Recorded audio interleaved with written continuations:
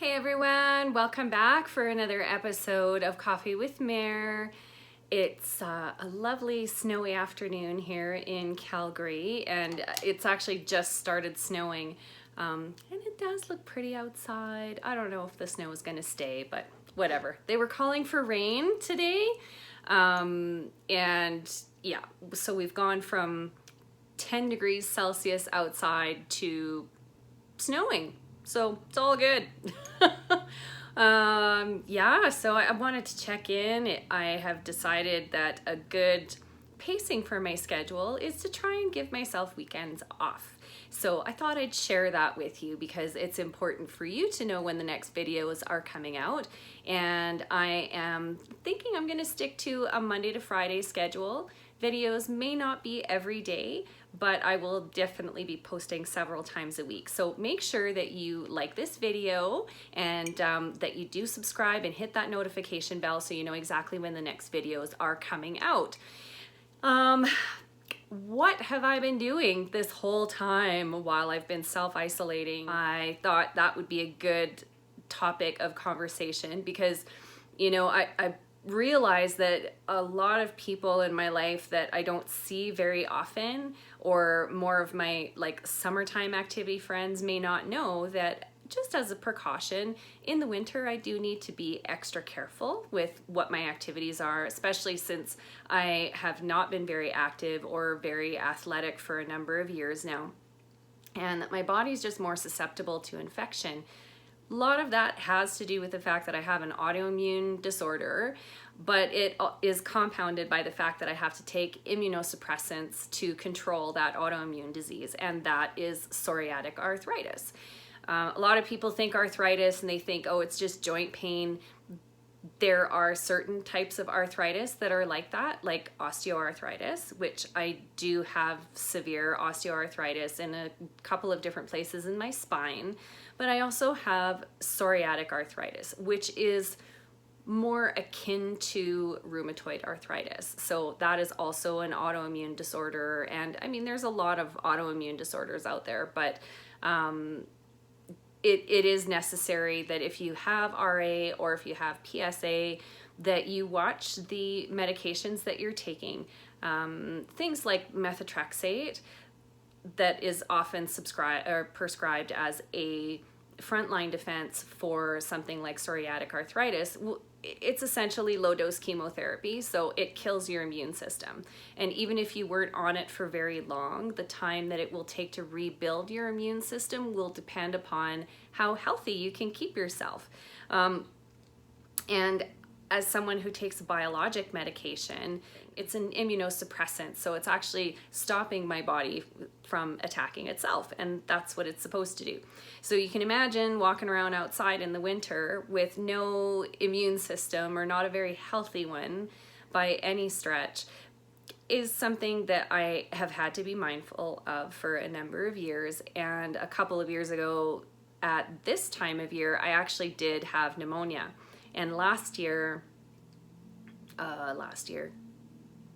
that same year, I should say, so it's been over a year, but I did end up getting the pneumococcal vaccine, and I wasn't sure if I needed to go back, and that's something that I need to go check, because I had two different pneumococcal vaccines, and I didn't confirm at the beginning of this winter whether I had to go back every year. And that seems like something I probably would have discussed with the public health nurse, but that I just cannot remember because sometimes my memory just doesn't want to work with me. Oh, and a shout out to my peeps out in California, to my friend Jen and her hubby Dave and their cute, cute little munchkin. Oh my goodness, he's so sweet. He's not that little anymore. Neither is mine. I keep forgetting how much they grow. But anyway, just giving you guys a shout out today. Hot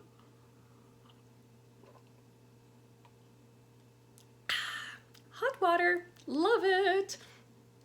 Anyway, so in this conversation I had with my friend earlier this week, and I said, well, you know, it's this whole self-isolation thing isn't that much different than, you know, what I kind of do in the winters just by default. And he's like, what do you mean? You self-isolate in the winters? And I said, well, you know, if I get a cold, it doesn't last 2 weeks. It can last 3 months. So I am careful with how much I go outside and what I'm doing outside while I've had a weakened immune state and that my body is not very strong, and I've been, you know, trying to work out what's happening with my irritable bowel syndrome, and you know, there's a lot of things to factor in. So sometimes I do stay home a little bit more. And also with the winter time, I'm like a walking barometer because I've injured practically every articulation in my body, or major articulation in my body with sports, that courtesy of Ehlers-Danlos, thankfully never really broke anything doing sports, but I certainly felt broken after a lot of those injuries. So anyway, to just kind of sum that up, I just, you know, gave him the 3-month cold picture, and he kind of went, oh, okay. And this is one of my friends that we used to teach skiing together in the mountains years ago. So it's very different than how I used to live, which was every day outside all day long. And I was just living for it. It was awesome. So on times where I feel like I'm at home a lot and that I can't necessarily go out because I don't really have the energy to go out, I still remember that, you know, there was a time where my office was a mountain, and that I would see the sun practically every day, and that I was living with so much joy, and you know, it just felt like I was exactly where I was supposed to be, which is a lot how I feel now, strangely enough.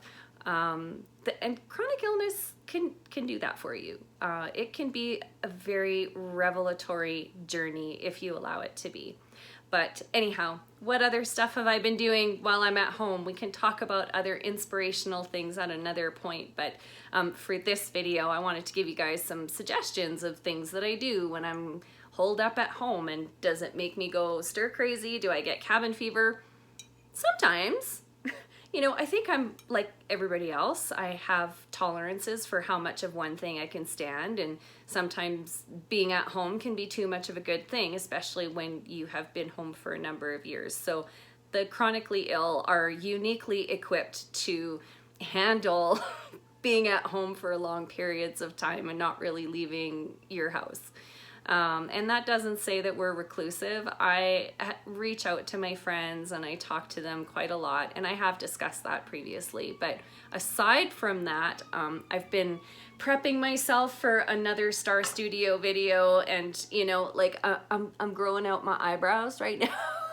I don't know if you guys can see that or not, but I am growing them out because I think I'm going to do a little brow touch-up tutorial, just so, you know, while you people are at home, if you can't get to your regular person who does your brow grooming and you have a brow grooming person because you feel completely lost on the subject, you can come to me. I'm a girl who's always had very strong brows, and if I do that brow tutorial, I think I'm gonna take a picture. I'm gonna scan one of my pictures from when I was about 18 or 19 years old, maybe 17 or 18, where my brows, I was like getting up there with Brooke Shields, man, because I had just completely let them go at that point. I wasn't really tweezing them often, but so that's something, you know, like I'm prepping for other content that I want to bring to you. And, you know, and I really hope that if you guys are over on the Star Studio, that I can give you a chuckle as well. I have a great video coming up with a friend of mine, Steph, and we had so much fun recording the, you know, slightly more glam version of what Stephanie would do on a daily basis. And we had such a blast, and we were laughing a lot, and it's probably going to be quite a silly video. So I hope you tune in, even if you're not like a huge makeup fan. The conversations we had in that time were quite funny, you know. So I want to help bring you a little bit of joy and laughter and some funny things. Oh, we've got a low battery notification, but yeah, so what else other than that? I've been doing some food prep just a little bit, and I'm actually going to make some a red sauce, a pasta sauce for my daughter. So I'm gonna freeze it. So when she comes home, we've got some fresh pasta sauce, because I was very grateful that my family brought me over some fresh veggies and a few of the things that she likes, so that when she's comes home, she's got some fresh fruit and veggies, because at this point I am still carnivore. So yeah. Okay, so we've been doing food prep. Another thing that I've been trying to do is every day I am trying to clean something, right? Cleaning is one of those things with chronic illness that if you are chronically ill, as you well know, you don't feel like vacuuming and dusting every day, that's for sure. So I try and pick one thing, and then that's like my thing that I did, you know. I don't tackle an entire bathroom on the same day. I spray my shower doors every time I'm in the shower. I also give them a scrub sometimes when I'm in the shower. You know, I sort of alternate between that and using just a squeegee to dry off the water. They're glass doors.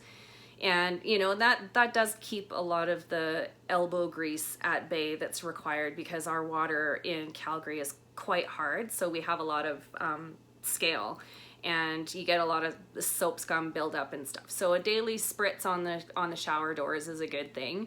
And I've been doing things like getting ready for certain tasks. So it's not necessarily that I've decided I'm going to go on a laundry spree and do nothing but laundry. I find I have to take that in small doses as well.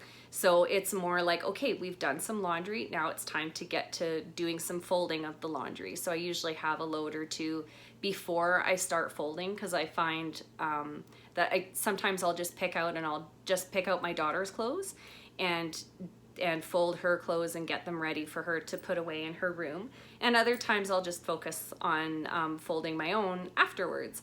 So tasks need to be subdivided for me, so that I don't end up suffering the, oh, I did too much repercussions the next day. And yes, laundry can produce that, absolutely. My lower back is not very strong at the moment, and I still don't feel like I have enough energy to work out at this point. I'm still in the long-term adaptation for the carnivore diet. It's only been a couple of months, or pretty close to that, because I started at the end of January.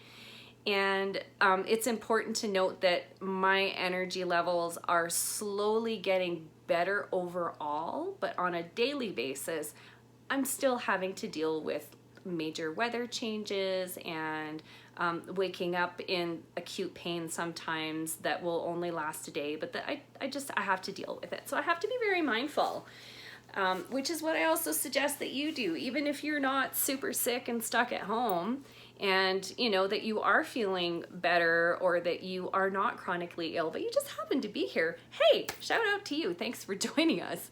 But just, you know, try not to do it all at once, especially if you are going to be spending a lot more time at home and you're working from home. Yes, you do need to keep your sanctuary organized so that you can get some work done, but maybe adopt I'm just going to do that one thing, you know, instead of saying, oh my God, I need an entire day to clean the house.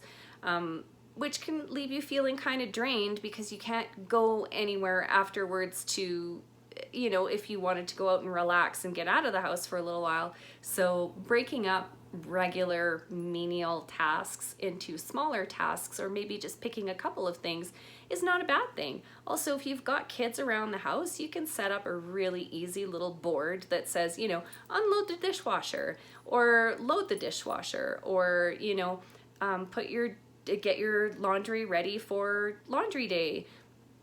And those are the things that I'm going to start implementing more, because my daughter is going to be home a lot more. An update also, my daughter usually is week on, week off with me, and her dad and I talked at the end of the week, last week, when she would normally come home. And because he had actually gone to the US for work and then came home, he said, should we maybe keep her at my place for another week, just in case, because then we'll have the 2 weeks of being at home And and we should know by that point whether or not either of us have been infected with COVID-19. And I said, sure. That was a very reasonable conversation for my daughter's dad and I to have. And I'm really grateful for that conversation, and that he brought it up in such a way that, I felt totally just relaxed, because it had been on my mind too. So she and I, we've been FaceTiming quite a lot, and it's great because she just reaches out whenever she needs her mom, and it's, and she's decided she wants to do a YouTube channel. Oh my goodness. I'm so going to love helping her out with any help. But I did tell her, I'm like, honey, you want to do a YouTube channel, sweetie, you got to be ready to do the work, okay? And she's like, yes, mama, I get it. But yeah, so even though she's not home, we're still spending time together, and I'm enjoying that. And of course, I can't wait until she comes home at the end of this week. It's going to be amazing, because she's going to be home with me for 2 weeks after that. So really looking forward to it. Might actually do a little interview segment with her, because she has a pretty neat point of view as far as what it's like to grow up with a mama who's been sick for as long as she can remember. And plus, she's just such a cool chick. I love her. Anyway, so that's kind of